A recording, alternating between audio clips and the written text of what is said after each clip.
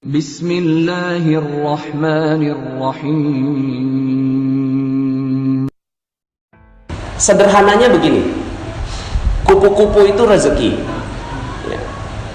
Kupu-kupu itu ibarat uang, ibarat dunia, ibarat harta, ibarat kesehatan yang kita mau kejar. Cara nyari rezekinya gimana caranya? Karena itu kupu-kupu, maka yang kita lakukan adalah kita ambil jaring, kemudian kita tangkap itu kupu-kupu. Yang kita pelajari pun setiap hari di kuliahan, anak-anak didik kita, anak-anak kita semua dididik untuk pertama bisa punya jaring, kedua bisa cekatan dan gesit dalam menangkap kupu-kupu. Itu yang dari dulu diajari ke anak-anak kita. Sekarang ini model pembelajaran kita sekarang seperti itu, ngejar kupu-kupu. Kenapa? Kupu-kupu itu proyek, uang, harta, hal yang enak-enak segala macam itu dicarinya dengan cara seperti itu. Akhirnya apa yang terjadi? Semuanya ngejar kupu-kupu. Pas ditangkap, dimasukin dalam sangkar, seneng. Kemudian besoknya lebih terampil lagi. Karena udah terampil, akhirnya bukan satu jaring, dua jaring diambil, masuk 4 kupu-kupu masuk dalam sangkar. Besoknya begitu lagi, 5 kupu-kupu masuk dalam sangkar. Besoknya lebih terampil lagi, cabang bisnisnya makin banyak, 10 jaring diambil, 100 kupu-kupu sekali ambil, masukin dalam sangkar. Sekarang pertanyaannya, setelah kekumpul 1000 kupu-kupu di dalam sangkar, 1000 kupu-kupu sudah ada di dalam sangkar, lalu kemudian kita ingin bermain dengan satu kupu-kupu, ingin bermain dengan satu kupu-kupu, kita mulai buka pintu sangkarnya, lalu kemudian kita pengen bermain dengan satu kupu-kupu. Gimana perasaannya, Pak? Halo? Ini masih pada hawa sahur. Terkumpul 1000 kupu-kupu di dalam sangkar, lalu kemudian kita pengen buka pintunya. Pas dibuka pintunya, ya keluar semua. Perasaan apa yang ada pada saat itu? Perasaannya, apa perasaannya? Galau, khawatir, cemas, takut, gelisah. Itulah dunia. Itulah dunia. Kita selama ini, anak-anak kita, nah belajar yang tinggi. Buat apa, Pak? Buat supaya kamu dapat nilai tinggi. Terus, supaya kamu bisa kerja. Terus, supaya kamu bisa nikah. Terus, semuanya diajarinya untuk apa? Untuk bisa ngambil kupu-kupu. Tapi, anak kita bingung. Bahagianya di mana? Pas mau dinikmati, kemudian dia mulai buka pintunya, kok saya nggak bahagia? Maka, kalau mau bermain dengan kupu-kupu, kenapa tidak bangun taman? Kalau mau dapetin kupu-kupu dan bermain dengan kupu-kupu, kenapa tidak bangun taman? Cuma caranya berbeda, alatnya juga berbeda. Yang satu ke atas, yang satu ke bawah. Dia mulai cangkul, pelan-pelan, masukin benih, dijagain, disiramin, dipupukin, lalu kemudian tangkainya mulai muncul, lalu kemudian daunnya muncul, bunganya muncul. Pas bunganya muncul, kebahagiaan terus berlipat. Ketika kupu-kupu itu datang, kupu-kupu udah pasti datang kalau ada bunga. Udah sunatullah. Kalau udah ada bunganya, itu kupu-kupu pasti datang. Sekarang pertanyaan saya, ketika ada satu kupu-kupu dan kita bermain dengan kupu-kupu itu, ada nggak perasaan yang tadi? Ada? Resah, galau, gelisah, cemas, ada? Halo? Udah nggak ada ya? Begitu yang harusnya dilakukan untuk mencari rezeki. Cuma selama ini yang kita lakukan adalah ngambil kupu-kupu dan nggak punya taman. Akhirnya apa yang terjadi? Malam hari galau. Kenapa? Kupu-kupu hilang. Dicuri, hilang. Hilang handphone, galau. Diputus pacar, besok bunuh diri. Anak-anak kita sekarang, jangan sembarangan Bapak Ibu. Mungkin zaman-zaman kita, ini zaman-zaman kita, ini saya mulai memahami psikologi anak-anak kita sekarang. Mereka hilang loh Pak. Hilang mereka, kebahagiaan hilang. Mereka berpikir bahwa kebahagiaan itu bisa didapat di gadget, di dubsmash. Tahu dubsmash? Instagram, ya. Itu mereka mulai mendapatkan kebahagiaan di situ. Itu semua. Maka hati-hati, anak-anak sekarang itu mulai hilang tamannya. Mereka nggak punya taman, yang mereka kejar adalah kupu-kupu. Ketika mereka kejar, kupu-kupunya hilang, malam datang, kupu-kupu hilang. Anak-anak sekarang nggak ada yang kuat nahan cobaan Pak, nahan ujian, nahan musibah. Anak-anak sekarang itu galaunya luar biasa. Maka hati-hati, mungkin dulu kita masih ada sedikit sisa-sisa taman, tapi sekarang anak-anak sekarang kita mulai harus merubah gaya kita. Makanya sekarang semua pada kebingungan. Coba Bapak Ibu perhatikan, lulusannya kimia tapi malah kerjaannya yang lain. Lulusannya arsitek tapi kerjaan yang lain. Pernah ada yang perhatiin itu? Berapa banyak orang yang kerjaannya sekolahnya A, pekerjaannya A? Sedikit sekali. Di Amerika datanya hanya 4%. Itu di Amerika yang link and match-nya bagus. Tapi di Indonesia, Masya Allah. Maka cara nyari rezeki sederhana. Gimana cara nyari rezeki? Bangun taman. Ini yang selama ini kita tinggalkan. Kita nggak punya taman. Akhirnya apa? Galau, gelisah, khawatir, cemas. Kita nggak punya taman. Yang kita cari kupu-kupu. Seneng banget tuh, ada orderan, ada project, ada harta, apa segala macam datang. Tapi kita mau beli sesuatu, beli mobil aja. Pas mau beli mobil, sebelum tuh mobil masuk, kita bikin sangkarnya dulu. Kenapa? Karena takut kalau kupu-kupunya hilang. Tuh. Nah, terus gimana dong? Ya udah, sekarang ganti fokus. Kalau kemarin tadi kan semalam kan saya bilang utang tuh lunas, ya kan? Karena memang kalau kita masih ada hawanya hawa utang, itu rezeki nggak akan pernah datang. Hawanya hawa utang, rezeki nggak bisa datang. Ya. Tapi kalau hawanya utang udah lunas, insya Allah gampang banget tuh datang. Nah itu salah satu tamannya rezeki. Nah untuk memupuk itu ada 3 hal. Ya, ini tadi saya dipesanin Ustadz kultum aja, benar-benar kultum, kuliah 7 menit. Ya udah, saya cuma kasih kisi-kisinya. Fokuslah pada 3 hal ini. Fokuslah pada 3 hal.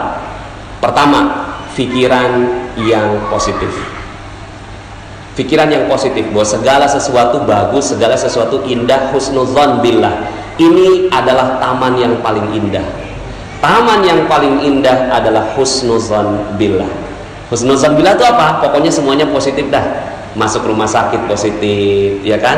Bangkrut positif, ya. Jalanan kemarin macet apa penuh? Nah, penuh. Udah nggak ada jalanan macet di Jakarta ya. Nah, ini namanya positive thinking. Ajarin anak-anak kita ini tentang husnudzon billah. Kalau anak-anak kita berhasil mendapatkan ini, maka ini adalah sebuah kebahagiaan yang luar biasa. Yang perlu dicari ini positive thinking. Positive thinking. Yang kedua, ketenangan jiwa. Ini yang perlu dikejar.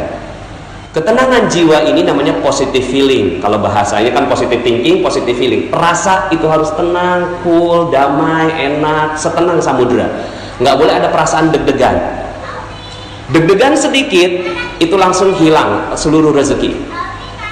Jadi misalnya nih, kita punya utang, katakanlah masih punya utang ya, orang sana ya. Kalau di sini kan udah nggak ada yang punya utang ya. Orang sana masih ada utang. Terus kemudian gitu ya, ketemu sama debt kolektornya.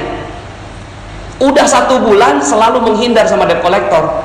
Pas banget saat itu dia lagi ngantri makanan di mall, pas balik debt kolektornya ada di belakang. Kira-kira bagaimana jantungnya? Ya, mau copot katanya. Deg-degan, berdebar. Berdebar adalah ciri rezeki hilang.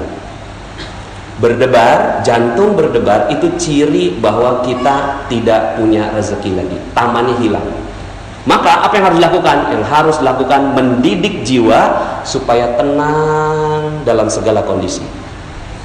Bisa nggak kita seperti itu? Nah kalau bisa seperti itu, itulah harta kekayaan terbesar. Cuma gimana cara ngedidiknya ini? Ya ini panjang banget ini penjelasannya. Tapi misalnya begini Pak, ya kejadian ada yang konsultasi sama saya, anaknya meninggal dunia, suaminya mundurin mobil, anak umur 1 tahun dilindes ya, sama sang ayah. Yang lebih tragis, kakaknya ngelihat dengan mata kepala sendiri ini adiknya dilindes sama ayahnya sendiri, dan sakaratul maut mati saat itu juga. Sang istri keluar lagi masak, pas ngeliat gitu kan, menggelepar-gelepar gitu, digedor-gedor pintu jendelanya, terus kemudian turun sang ayah, berempat ngeliat dengan mata kepala sendiri tuh anak meninggal dunia dengan hancur badannya. Sekarang pertanyaan saya, bisa nggak saat itu jantungnya tidak berdebar? Alhamdulillah. Itu yang harus dikejar. Kalau itu bisa, alhamdulillah nih ibu, alhamdulillah dia mau ngikut saya ajarin pelan-pelan sampai akhirnya tuh ibu mengatakan, siap Ustadz, alhamdulillah, terima kasih. Udah selesai. Dan ternyata itu adalah kunci rezeki buat sang ibu. Lah kita berapa banyak kita melakukan kesalahan rezeki. Kita deg-degan. Tanggal 25 gaji udah mulai habis, order belum nyampe, gimana perasaannya? Ya. Terus kemudian dagangan belum laku, gimana perasaannya?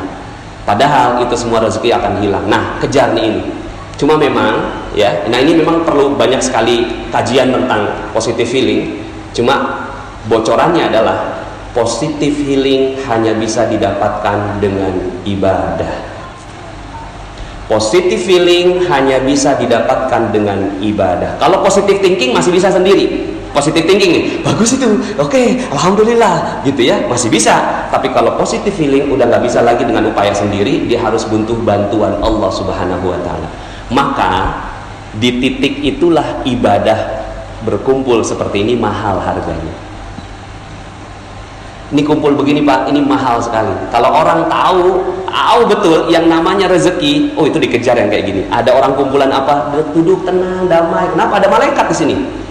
Malaikat itulah yang bikin ketenangan hati. Makanya Allah katakan, ala bizikrillahi tatmainnul qulub. Ingatlah hanya dengan mengingat Allah maka hati bisa positive feeling. Nah. Cuma selama ini ya kita nggak kejar ini, coba sekarang kejar. Aduh, yang saya mau kejar adalah positive feeling, ketenangan jiwa, karena itulah kekayaan sebenarnya. Kekayaan sebenarnya bukan harta, bukan mobil, bukan rumah, bukan yang lain, tapi ketenangan jiwa adalah kekayaan sebenarnya.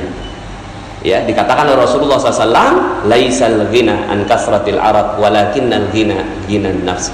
Bukan kekayaan kamu punya banyak harta, tapi kekayaan adalah tenangnya jiwa. Di penjara senang, ditangkap senang, ya, bahagia, semuanya tenang, cool, mau digantung aja senyum. Tuh, kalau kita mampu seperti itu, maka itulah kekayaan sebenarnya. Cuma selama ini kita nggak kejar, yang kita kejar cuma duit aja. Di mana ngejarnya? Lailatul Qadar adalah malam kemuliaan, tempat di mana Allah turunkan ketenangan jiwa. Kalau itu didapat, tenang sekali. Nah yang ketiga lebih dalam. Ini aja udah bagus, masya Allah. Positive thinking, positive feeling. Yang terakhir positive motivation. Positive motivation, motivasinya semua positif, semuanya positif.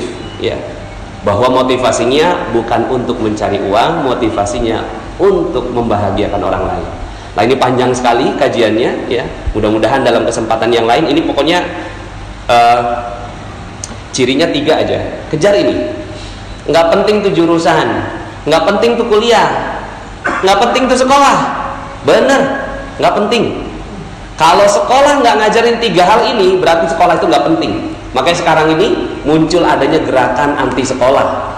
Kenapa? Karena di sekolahan anak-anak berantem juga, ya. Tapi bukan berarti bahwa saya anti sekolah, tidak. Kalau di sekolahan ini mengajarkan 3 hal ini, maka sekolah itu perlu dikejar. Tapi kalau sekolahan ini nggak ada yang kayak gini, nggak ada 3 hal ini, yang diajarin cuma matematik, fisika, kimia, biologi, arsitektur, ya, kemudian astronomi, itu dia berarti ngajarin kupu-kupu. Tapi kalau dia ngajarin taman, dia ngajarin 3 hal ini, sehingga anak ada apapun dia senang, bahagia. Anak ada apapun dia tenang. Ada azan, dia langsung lari ngejar tuh azan. Kenapa? Di situ ada ketenangan jiwaku, Pak. Di situ ada ketenangan jiwaku, Mah. Maka aku akan kejar itu. Kalau ada sekolah yang ngajarin kayak gini, kejar itu sekolah. Karena itulah sebenar-benarnya kekayaan. Demikian, mohon maaf atas segala kekurangan. Kita balik semuanya logika rezeki kita supaya kita betul-betul dapetin rezeki yang insya Allah barokah. Terima kasih. Subhanakallahumma bihamdika asyhadu an la ilaha illa anta astaghfiruka wa atubu ilaik. Assalamualaikum warahmatullahi wabarakatuh.